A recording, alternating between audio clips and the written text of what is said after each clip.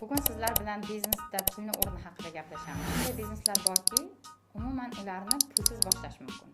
Pulsiz yurgizish ham mumkin. Shunday bizneslar borki, ularni hech bir qalamida pulsiz yurgizishning imkoniyati yo'q. Pulsiz yurgiziladigan bizneslar bu asosan bir yoki bir nechta insonlar tomonidan tashkil etilgan xizmat ko'rsatish korxonalari, misol uchun SMM xizmatlari, marketing xizmatlari, yuridik xizmatlar, buxgalteriya xizmatlari, tikuv xizmatlari bo'lishi mumkin. Bunga o'xshagan ko'plab misollar keltirish mumkin. Ikkinchisi, pulsiz yurgizib bo'lmaydigan biznes proyektlar bu odatda juda ham katta mablag'larni talab qiluvchi katta proyektlar hisoblanadi.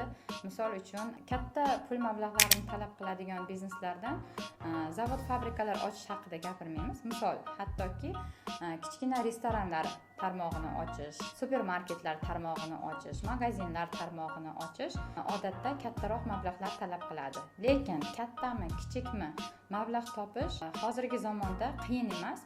Buni yo'llarini meni blogimni kuzatib bilib olishingiz mumkin.